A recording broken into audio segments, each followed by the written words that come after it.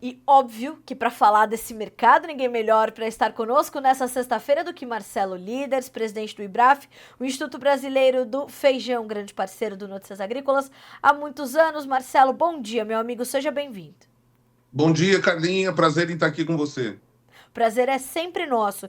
A boa notícia vem, hein, Marcelo Líderes? E a gente está falando aqui de possibilidade de recordes nas exportações brasileiras de feijão. E essa era não só um desejo seu, mas um desejo do setor já há muitos anos. Já se falava sobre essa possibilidade do Brasil ser um player fundamental nesse mercado. Me parece que essa sua projeção está se consolidando, né? Está sim, graças a Deus, ao trabalho focado dos produtores, dos agrônomos, dos técnicos, daqueles que trabalham na pesquisa brasileira.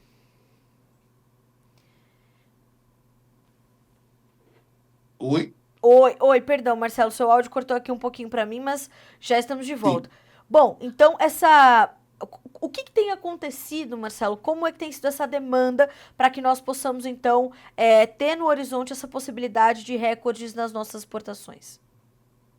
Uma série de fatores, né?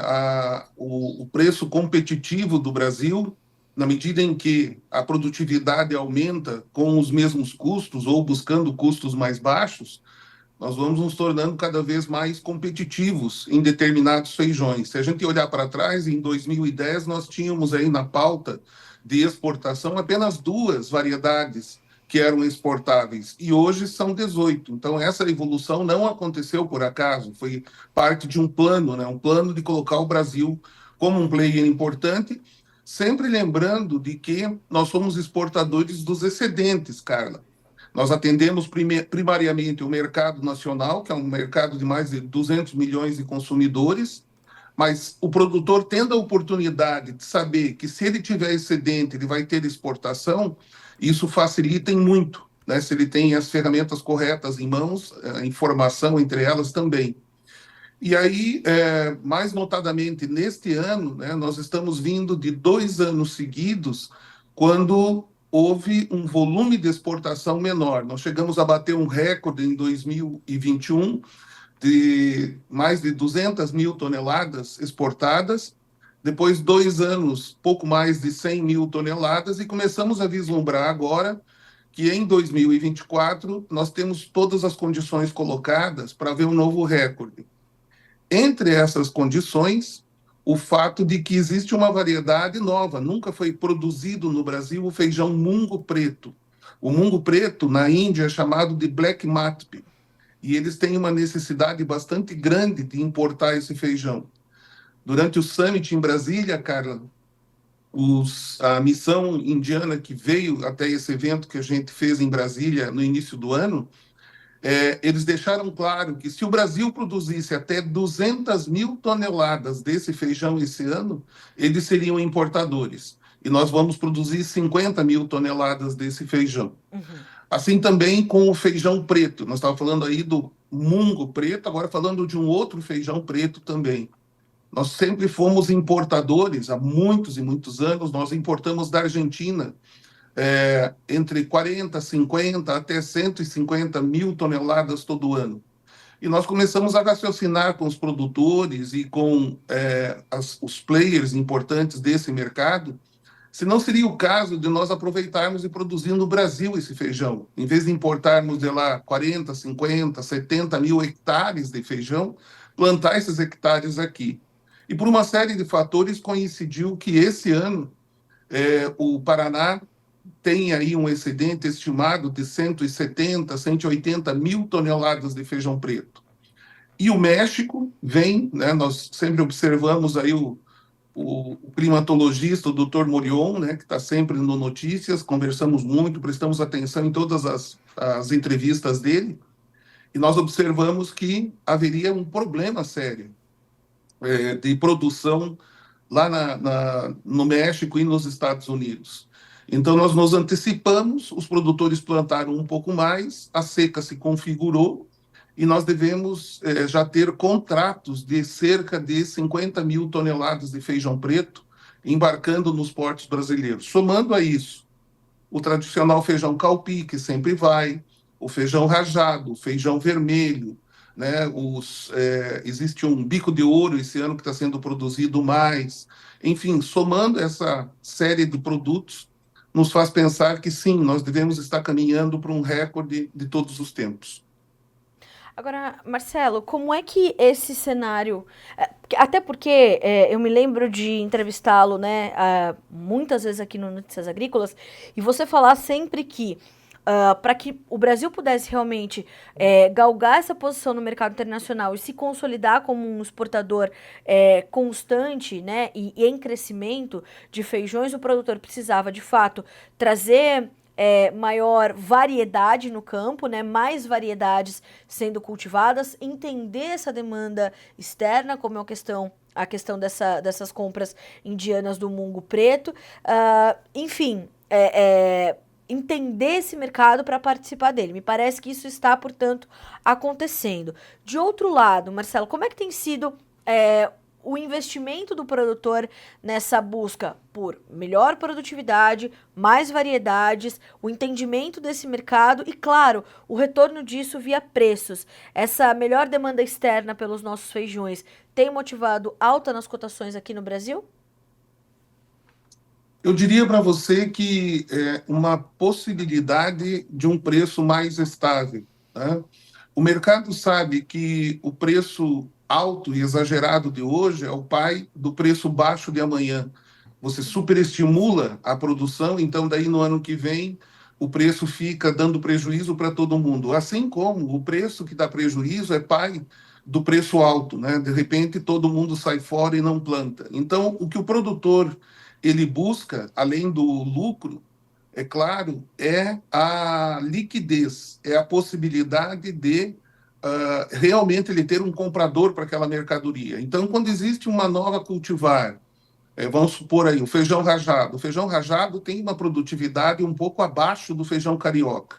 Por que um produtor vai plantar o feijão rajado, então? O que motiva esse produtor a plantar é o fato de que existem alguns predicados dessa cultivar que acabam compensando. Um deles é algo como 15, 20 dias de ciclo mais curto. 15 dias no campo, você sabe muito bem, Carla, faz uma diferença tremenda no ciclo, né, na sucessão das Sim. lavouras, faz muita diferença. Então, alguns produtores, sabendo que existe essa possibilidade de mercado lá fora e existe a cultivar aqui dentro, somam os fatos e entendem que é interessante produzir. Esses feijões também, muitas vezes, a grande maioria das vezes, são passíveis de serem feitos contratos. O que era o sonho nosso, o que era o sonho do produtor alguns anos atrás? Que nós tivéssemos a possibilidade de plantar já sabendo a que preço está sendo vendido. Então, isso também veio com a exportação sendo em dólar e a exportação tendo informações para todo o setor.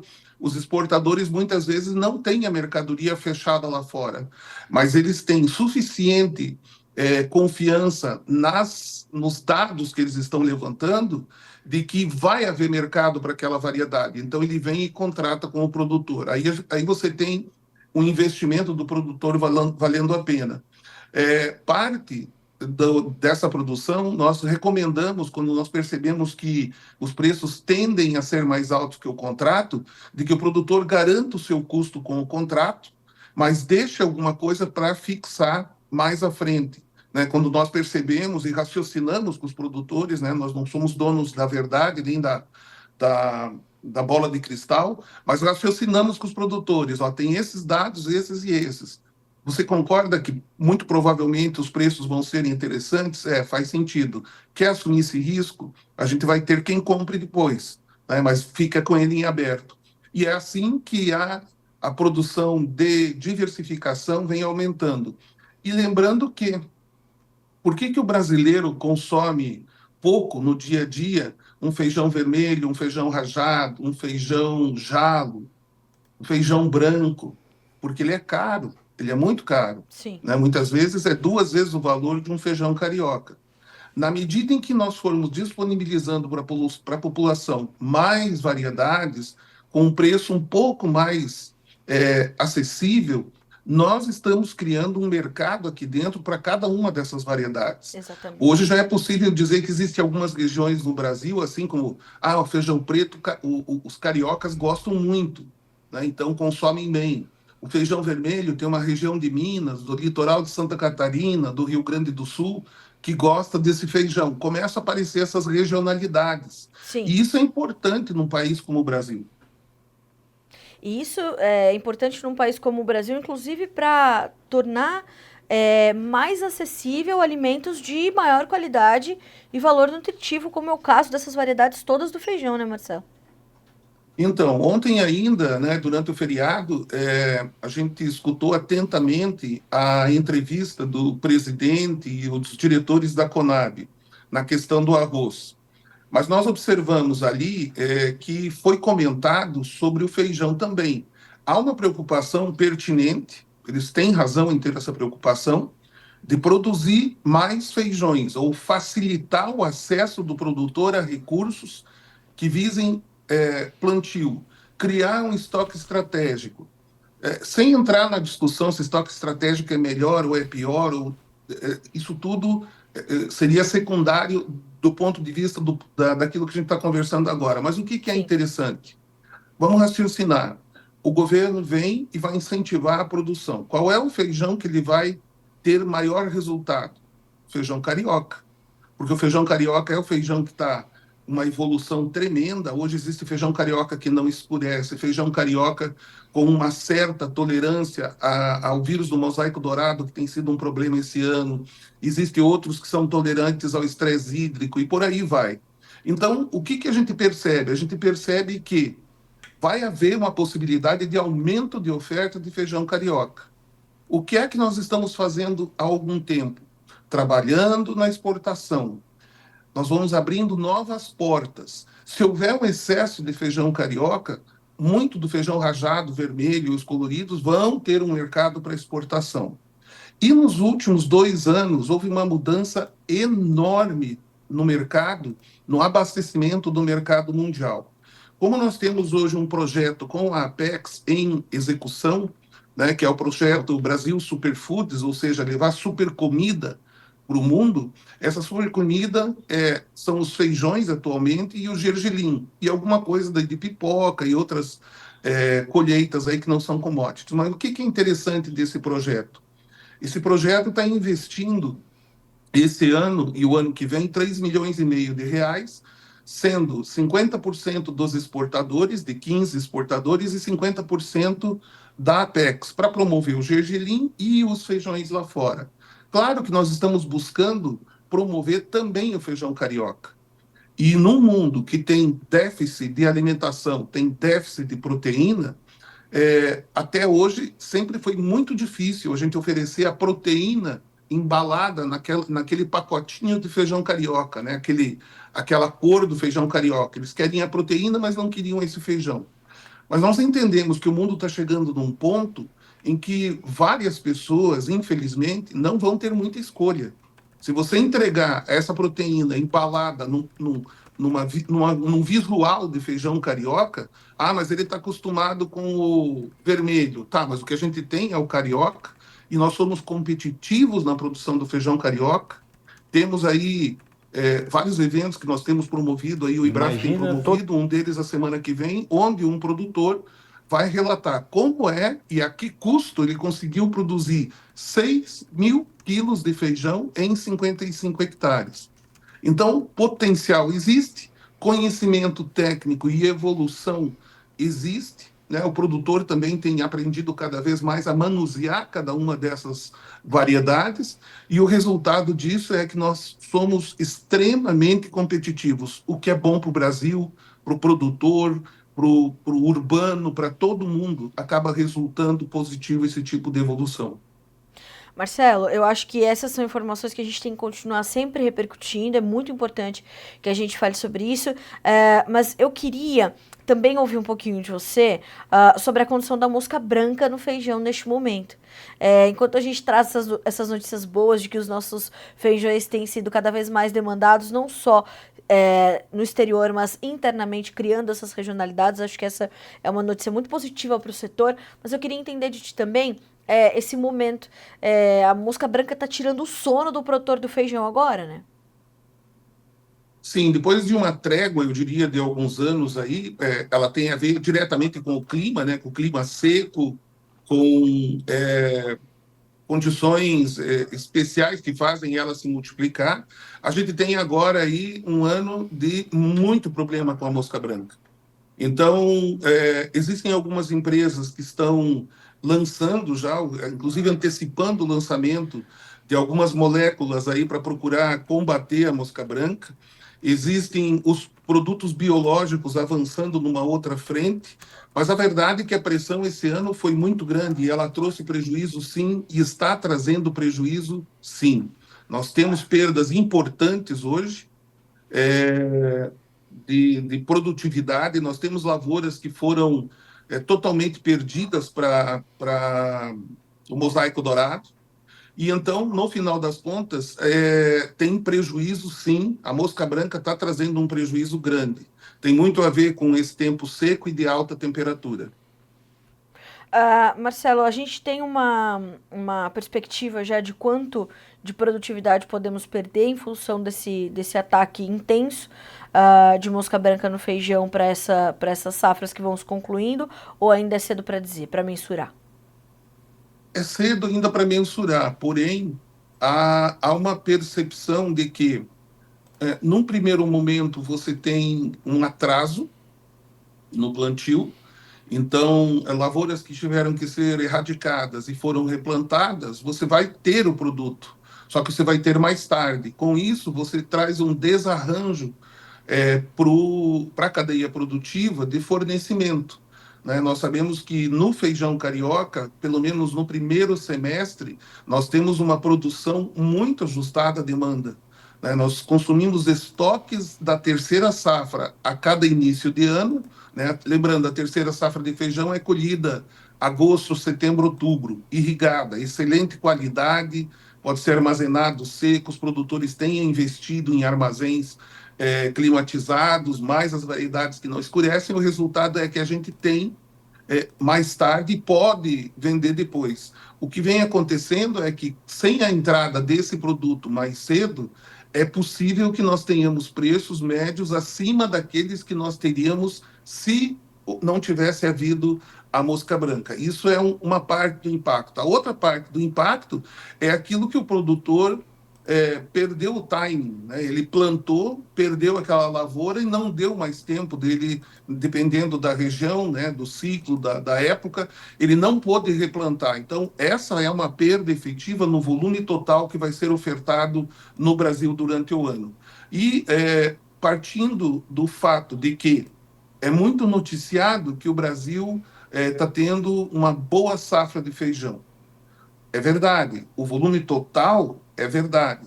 Mas de feijão carioca, que é o mais consumido, nós temos menos feijão carioca previsto, mesmo sem contar ainda com as perdas da mosca branca, do que o ano passado.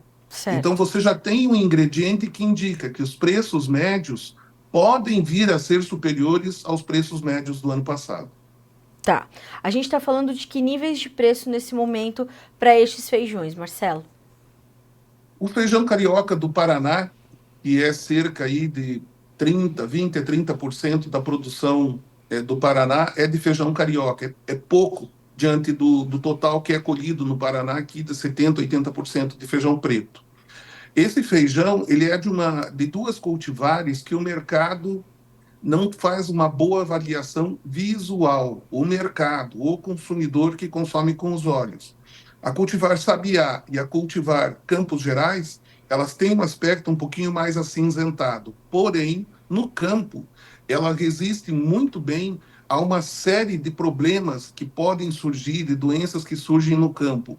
Essa resistência, essa possibilidade de produzir em condições não ideais, como é o Paraná na segunda safra, faz com que elas sejam mais plantadas.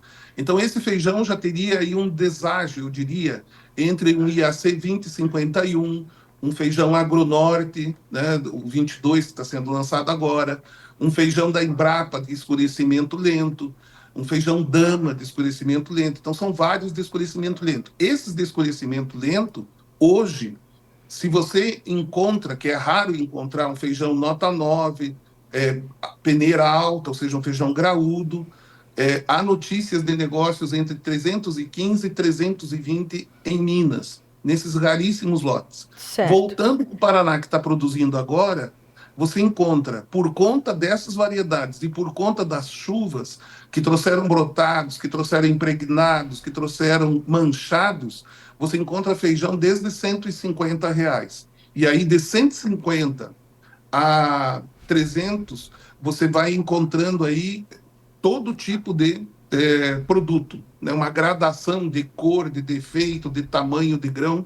Existe um espectro muito raro de acontecer. Dificilmente você tem entre o melhor deles e o pior deles um gap desse tamanho. Bom, Marcelo, são informações muito valiosas para o produtor. Eu quero muito te agradecer por aceitar o nosso convite aqui para participar do Bom Dia Agronegócio. É sempre bom estar contigo. Vamos te trazer mais vezes, porque são informações valiosas e que estão, de fato, mudando o nosso complexo de produção de feijões aqui no Brasil e o papel do Brasil e dos feijões brasileiros no mundo. Então, muito obrigada, meu amigo. Sempre bom estar com você. É sempre bom ter você aqui no Bom Dia Agronegócio. Volte mais vezes. Prazer, gosto muito de conversar com você, Carla, e com os produtores.